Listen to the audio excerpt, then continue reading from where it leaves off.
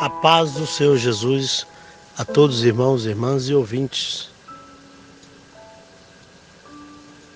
Eu quero falar um pouco sobre família com a permissão divina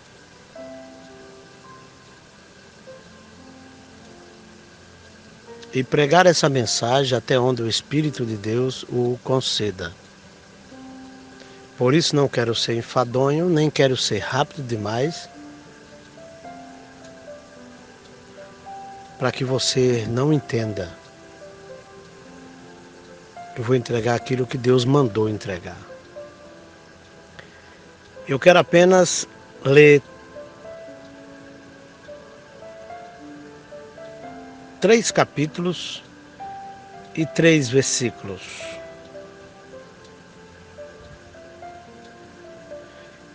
E deixar uma explanação, uma ilustração em cada um deles.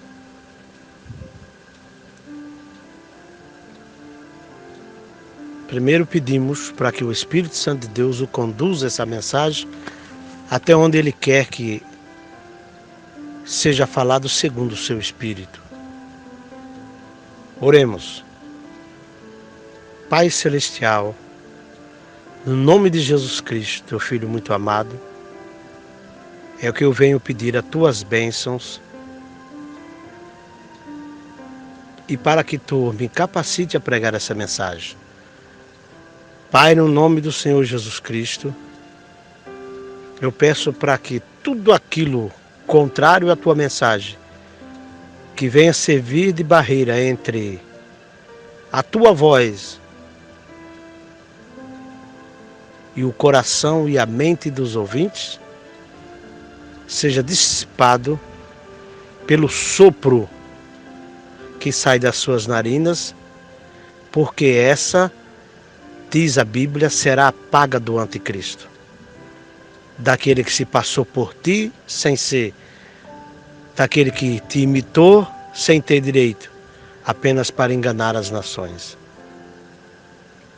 Se assim tu fizer e atender, eu agradeço em nome do Senhor Jesus Cristo. Amém. Falar sobre família nunca foi fácil.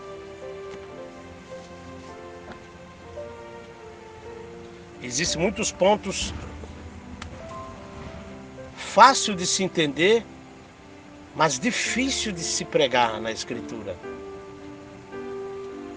Uma delas é família. Por quê?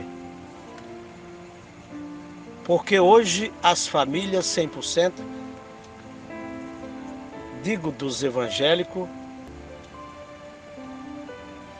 precisa vir primeiro, ser a sua luz e aplicar o estatuto do Senhor Jesus Cristo, o querer do Senhor Jesus Cristo, o mandamento do Senhor Jesus Cristo para com a família.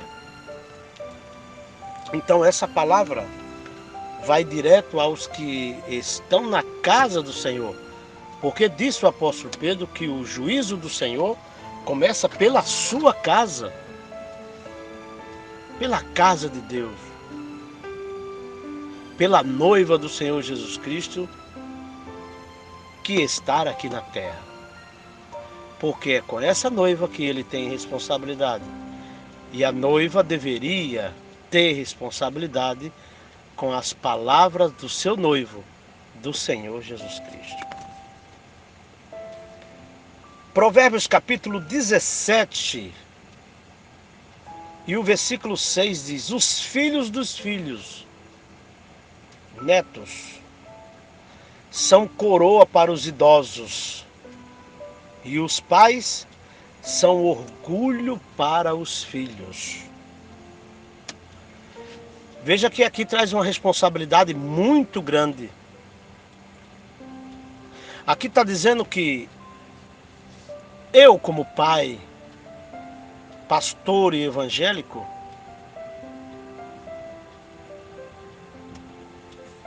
ensino para o meu filho ou meus filhos, se assim o Deus o conceder, porque até agora ele me agraciou com um menino forte, bonito, saudável e temente a Deus.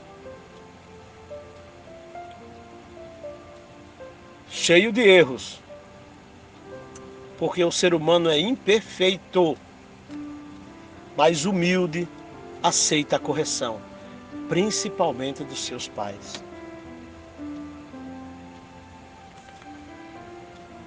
Se eu ensino meu filho o caminho do Senhor, e o meu filho ensina para os seus filhos, os meus netos, é coroa para mim e para minha esposa, que é a sua mãe. Se os filhos assim o fizer, eu ensinei para o meu filho para o filho do filho, a Bíblia diz que é coroa para mim, e os meus filhos que eu trouxe o estatuto e os mandamentos do Senhor para com a família, o ensinei não só mostrando na Escritura, mas vivendo a vontade do Senhor. Não só a parte burocrática, mas na prática.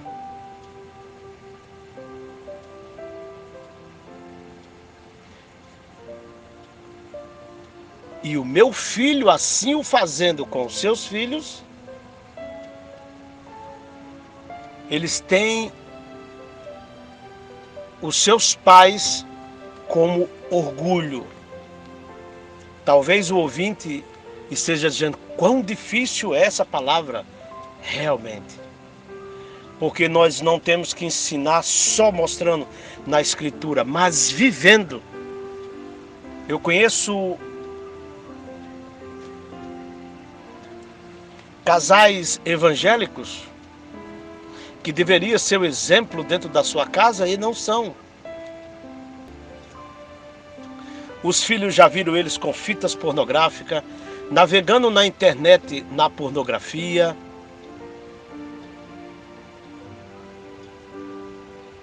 Os filhos já viram traição virtual, que é através do Zap, que é através dos sites de amizade e relacionamento.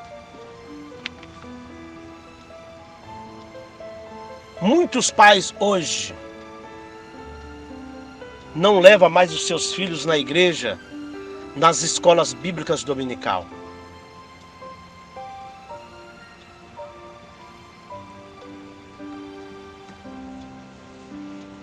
E os filhos vão perdendo gosto por tudo aquilo que se diz Deus e sua palavra.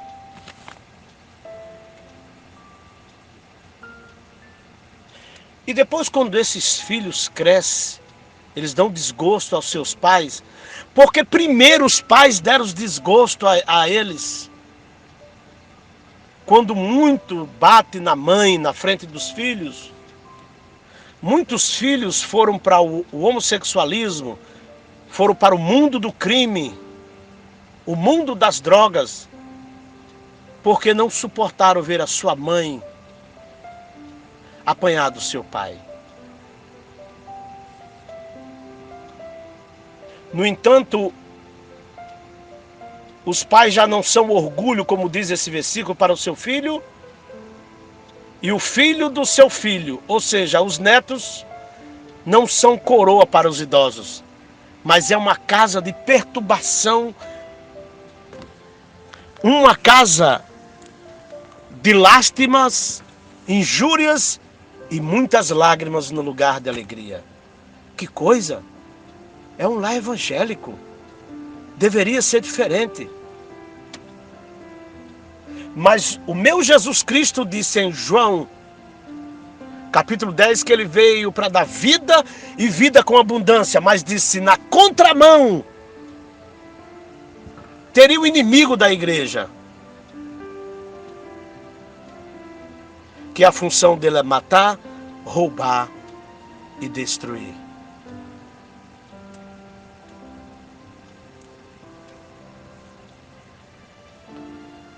Eu conheci um casal evangélico que são uma benção até hoje.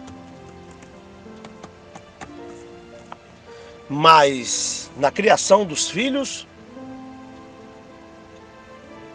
foram uma decepção. Os seus filhos nem um serve a Deus. E eu soube que há muitos anos atrás, quando o pastor passava para pegar os filhos, esse pastor tinha uma van, se não me falha a memória, e ele passava para pegar todas as crianças. Veja que o dever era os pais levar os filhos na escola bíblica dominical, mas o pastor, sabendo que os pais não sabiam criar os filhos, passava na casa de cada pai para pegar o seu filho gratuitamente, sem cobrar R$1 para a gasolina, nem para o pedágio, para levar até a igreja. Muitos iam e outros os pais diziam que eles estavam cansados. Cansados do quê? Os filhos não trabalham, estuda até a sexta-feira, tem o sábado inteirinho para descansar, e o domingo estava cansado e não ia na escola bíblica dominical para a criança. Hoje, lamentavelmente, o lar daquele homem não tem um filho que dê glória ao Senhor Jesus Cristo. Estão todos desviados.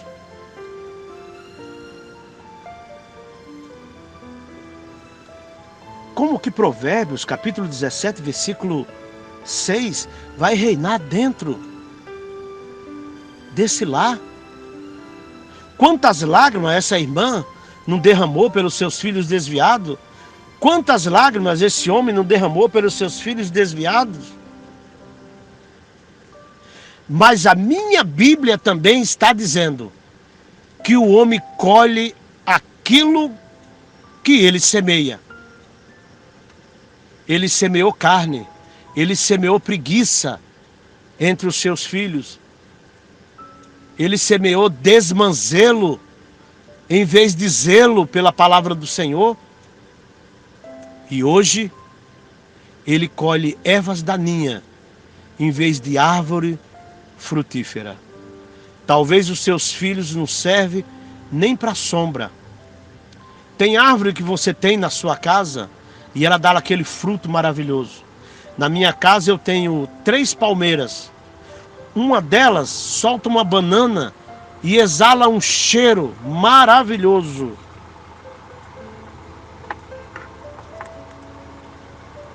Os outros 2, um fruto que eu não sei ainda que fruto é aquele e para que serve.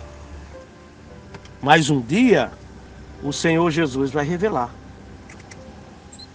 E tenho 3 pés de coco. Eles me dão fruto o ano inteirinho, é uma bênção. Uma hora estou tomando água de coco no coqueiro que fica perto da porta da minha cozinha, aí ele dá aquela descansada. Aí o segundo e o terceiro estão carregados. Aí quando o segundo e o terceiro, irmãos e amigos, bebe, leva coco para casa,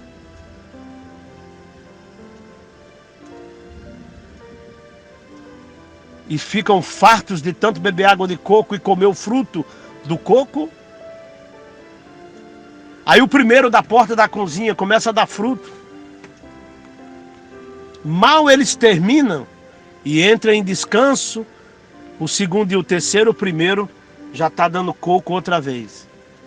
Os filhos desses irmãos, desse casal evangélico, talvez nem para sombra serve. Só Deus para ter misericórdia.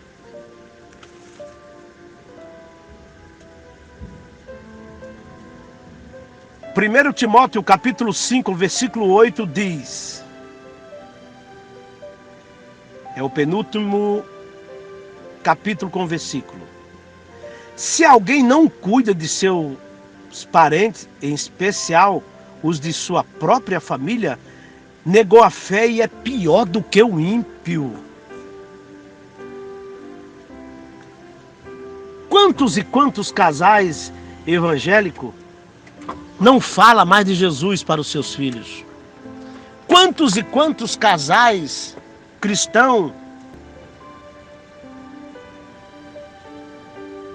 não falam da história de Jesus, não falam dos feitos de Jesus, da morte, da crucificação, da ressurreição de Jesus para os seus filhos?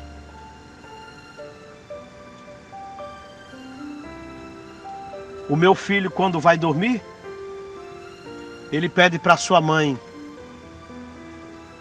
desde os seus 2 ou 3 anos de idade, hoje ele tem 10, para que a mãe dele conte uma história antes de dormir. E a sua mãe sempre aproveita e conta as histórias bíblicas. Esses dias eu estava conversando com ele na mesa e perguntei: você tem temor de Jesus, Isaac? Ele ficou olhando para mim. Talvez a palavra temor fosse estranha para ele. Aí eu disse: você respeita Jesus, Isaac? E tudo o que ele falou, ele disse: sim, pai. Eu disse: então isso é o princípio da sabedoria. Está escrito no livro de Provérbios. Ele encheu os olhos de lágrima. Eu disse: você é muito inteligente, porque você teme ao Senhor. A Bíblia diz em Timóteo, 1 Timóteo capítulo 5, versículo 8, se alguém não cuida dos seus, é pior do que o ímpio e negou a fé. Quem é o ímpio? Eu poderia mencionar uma centena de ímpios aqui, mas isso não seria necessário. Porque todo aquele que peca desenfreadamente e não pensa no Senhor Jesus e sua palavra, nem no céu e no inferno, esse é o ímpio. E você diz: ele merece o inferno. Esse é o julgamento humano. Quando o profeta chegou a falar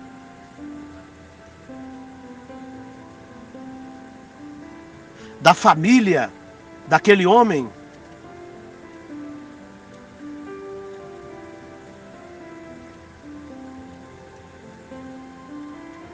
que Davi tinha posto ele à guerra nas trincheiras. Nas trincheiras, os homens iam encontrar os melhores espadachins, os melhores arqueiros, os melhores guerreiros. E colocou aquele homem na trincheira. Foi uma covardia de Davi. Porque Davi tinha tido relação sexual com a mulher daquele homem e não queria que aquilo fosse descoberto. E aquele homem morrendo na guerra, Davi trazia ela para sua casa, pronto.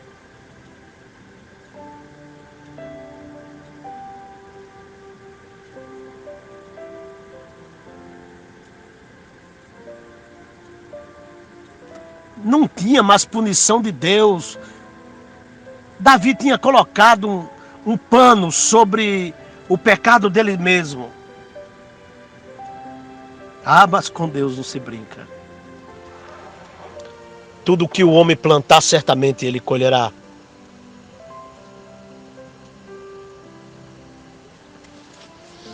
O profeta veio, falou para Davi que um homem tinha uma família farta e numerosa, e uma outra família, esse homem só tinha uma ovelha só. E esse que tinha uma família farta, numerosa, um rebanho farto e numeroso,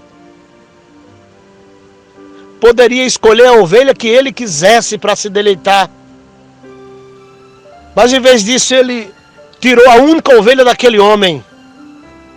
O que é que ele merece? Em outras palavras, ele ainda estava falando quando Davi toma a palavra como rei e disse: esse homem merece a morte. E o profeta de Deus, eu falo profeta de Deus,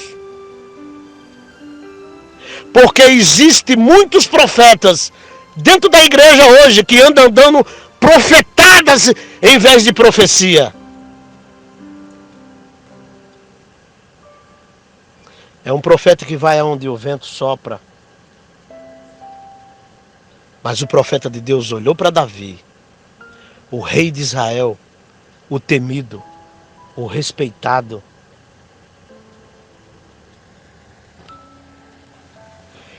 E disse: esse homem é tu! Apontando para Davi. E o Espírito de Deus disse: ei, profeta, agora é comigo.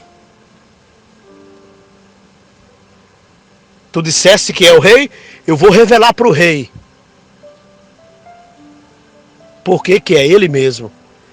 E enquanto o profeta falava, Davi sabia que era a mulher do seu guerreiro. Ele armou uma emboscada, colocando aquele homem fiel. Teve uma hora que aquele homem, o rei, covardemente disse para aquele homem: vai para tua casa, deita com a tua mulher. Em outras palavras, ela está grávida. Deita. Tem relações com ela. Quando nascer a criança, tu vai pensar que é teu. Aquele homem era tão fiel ao rei que ficou deitado ali no palácio, não foi para casa. E ele disse: o que faz aqui, homem? Ele disse: eu não posso ir para casa se deleitar com minha esposa quando meus irmãos estão na guerra. Aquilo doeu no coração de Davi e na mente de Davi. Mas Davi planejava matar aquele homem. Davi passou dos olhos do profeta. Davi passou naquele momento dos olhos dos guerreiros. Davi passou dos olhos de tudo que era real, mas não passou dos olhos de Deus. Deus tudo vê. Eu estava dirigindo, vindo aqui para o Espírito Santo, e em 2 lugares estava escrito assim: Deus tudo vê.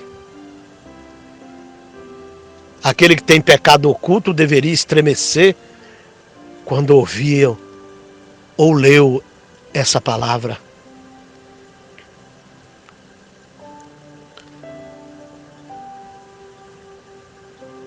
Aquele homem morreu. Uma família destruída. Mas não ficou assim não. A paga de Davi foi cara. Eu vou deixar para você procurar nos livros de Samuel a história de Davi. E aonde tiver livro que fala de Davi, para que você medite, você escapa dos olhos do homem, mas não escapa dos olhos de Deus. Assim diz o Senhor.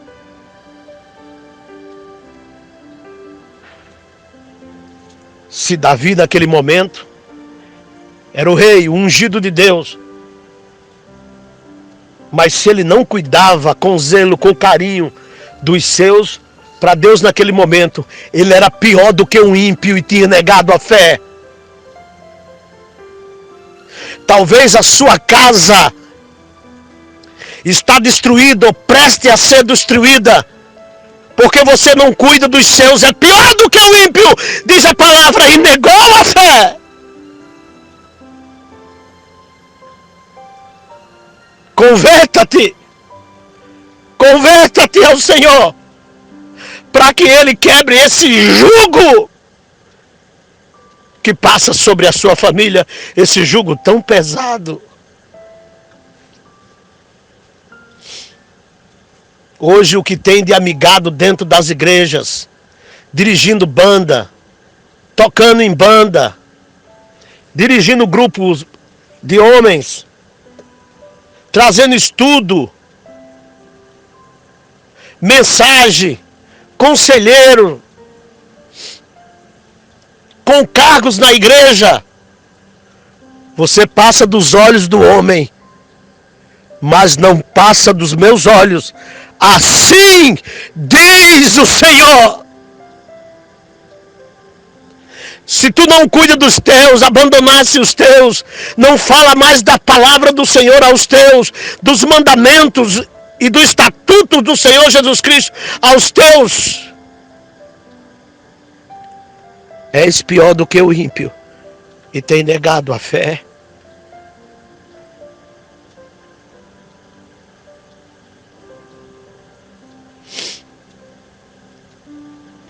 Provérbios capítulo 11, versículo 29, o último capítulo e versículo dessa série de estudo.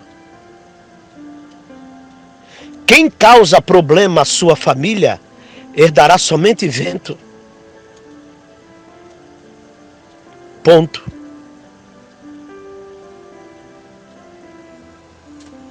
Quem causa problema à sua própria família, herdará somente vento. Você consegue pegar o vento? Ou você pensa como a Dilma, estocar o vento? É para rir.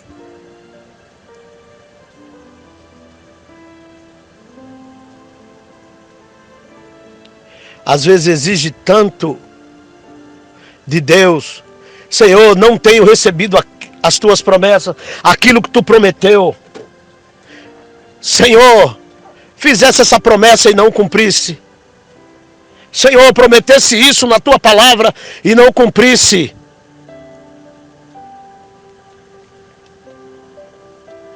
Cuidado quando estiver cobrando algo de Deus.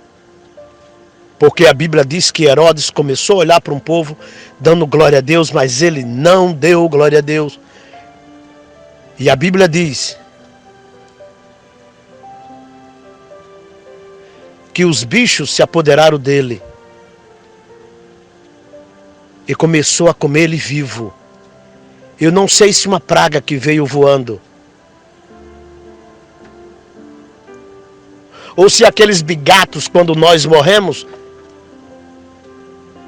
mesmo na sepultura, aonde nada entra, ele começa a sair. E quanto mais o defunto foi orgulhoso e pecou contra Deus, mais rápido ele destrói. Eu não sei que bicho que foi. A nós não foi revelado. Mas ele foi comido de bicho por não dar glória a Deus. Cuidado que Deus tem o mesmo poder. Provérbios capítulo 11, o versículo 29 diz que você causa problema à sua família, trazendo vergonha, trazendo lágrima. Vergonha em vez de orgulho, lágrima em vez de alegria. Tu colherás vento, diz o Senhor. Assim diz o Senhor.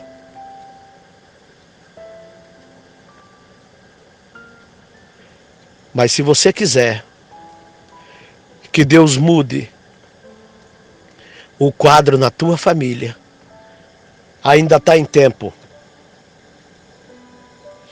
de você pôr em prática Provérbios capítulo 17, o versículo 6. 1 Timóteo capítulo 5, versículo 8. Provérbios 11, versículo 29. Ainda está em tempo.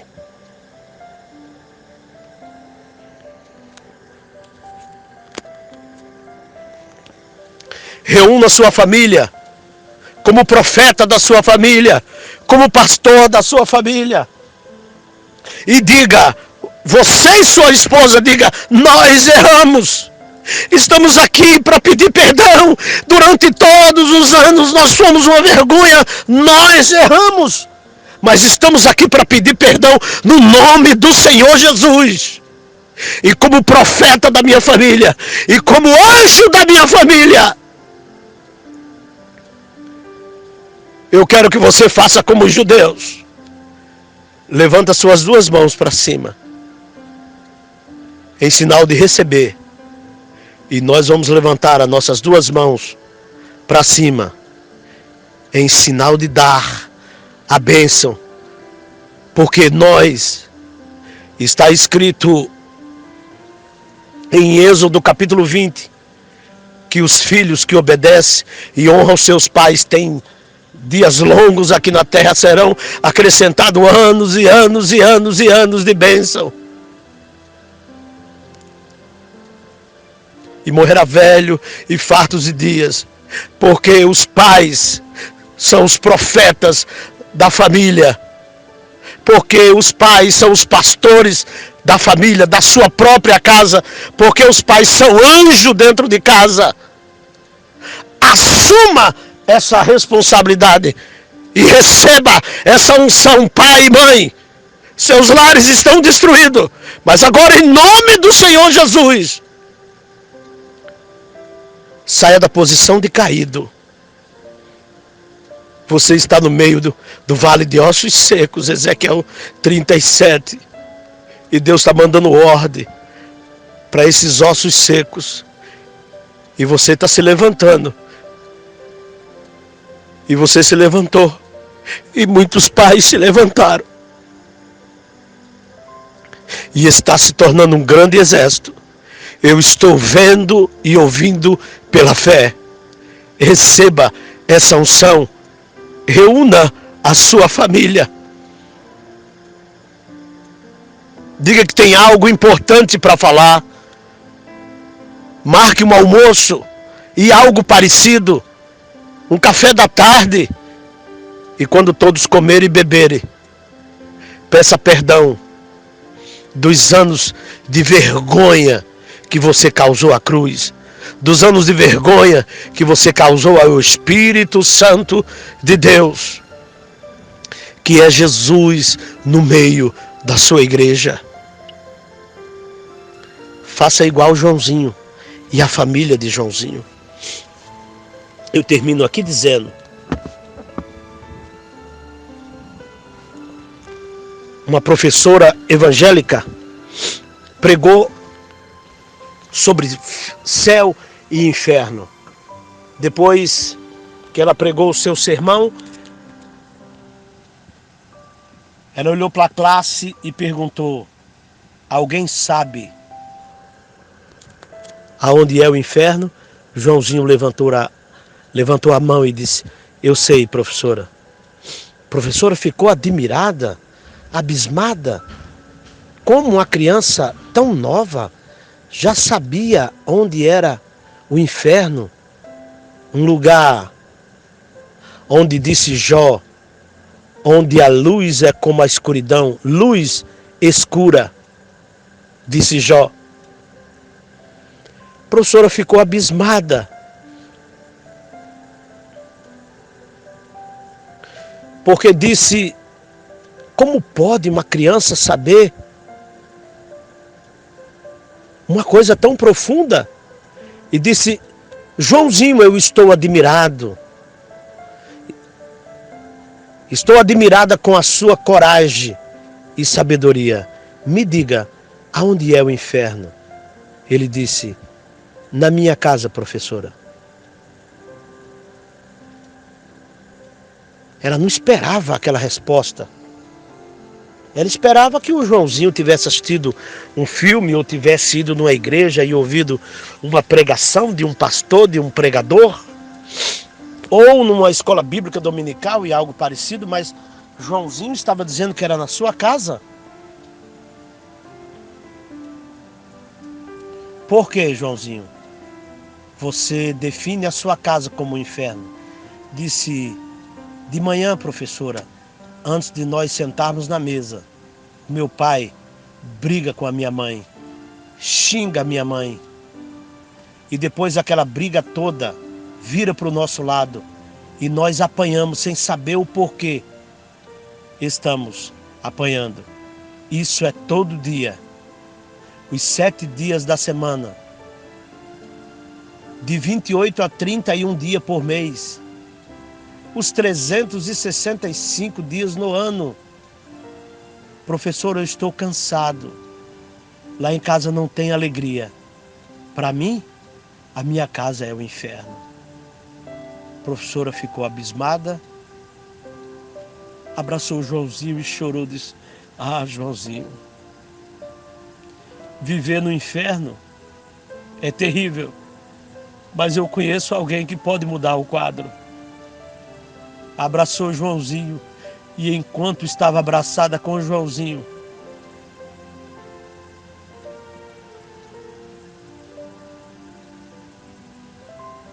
orou ao Senhor e disse, em espírito: Senhor, prepara o céu para o Joãozinho e a sua família. 6 meses depois, a professora tinha esquecido de tudo aquilo e falou sobre os céus e a maravilha que é os céus. Diz que os céus existia uma árvore que quem comesse tinha vida, um rio, uma praça, muros e ruas de ouro e cristal. Alguém disse: alguém sabe onde é os céus? A classe fez silêncio. Joãozinho levantou as mãos e disse: eu sei, professora. Ela olhou e disse: Joãozinho, outra vez. Aonde é o céu, Joãozinho? Ele disse: na minha casa, professora. Ela se aproximou e olhou para Joãozinho e disse: Joãozinho, há 6 meses atrás, a sua casa era o inferno e agora já é o céu. Não pode da mesma fonte sair água doce e salgada, Joãozinho. Ou é uma coisa ou é outra. Disse: professora, há 6 meses atrás a senhora me abraçou. E naquele abraço eu disse assim: Senhor Jesus, se há possibilidade, como a professora falou, que conhecia um que podia mudar, Jesus, todo lar, toda família que vive o inferno, muda a minha casa do inferno para os céus. Professora, um homem foi lá em casa. Esse homem era um pastor, estava com a Bíblia na mão e começou a falar de Jesus para os meus pais. E meus pais começaram a chorar. E ele também chorou, professora. Eu também chorei.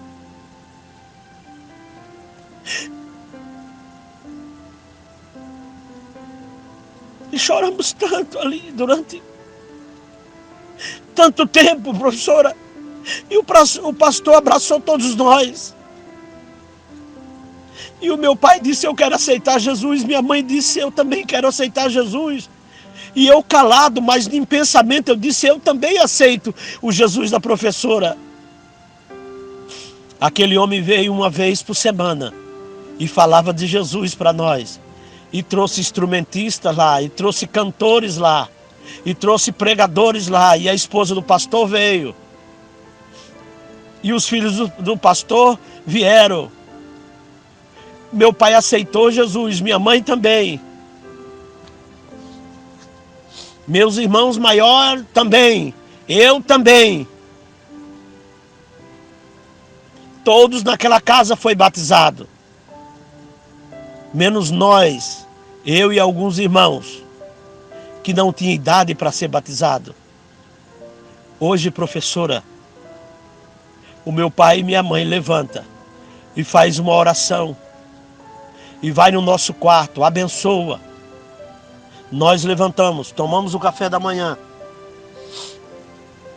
Na minha casa existe hino, pregação, estudo. Nós ouvimos através da internet, através do rádio. Hoje a minha casa é uma alegria. Professora, para mim, a minha casa é o céu. Queridos pais, vocês já se levantaram dos ossos secos. Estão compondo esse exército de Deus. Conserta a sua família. Porque Deus quer mudar do inferno para os céus. Tenha temor dentro da sua casa. Não deixe a televisão trazer o diabo, o rádio trazer o diabo, a internet trazer o diabo para dentro do seu lar. Porque se eles trouxerem, o diabo vem. E aonde o diabo está, só existe pânico, desespero, morte, dor, roubo, assalto. Não existe felicidade aonde o diabo quer. Mas assim diz o Senhor: converta seu coração a mim, e eu transformo do inferno que é a tua casa aos céus que eu sempre desejei. E falou o Senhor a Moisés dizendo: recebe profeta do lar, recebe profetisa do lar, recebe anjo do lar.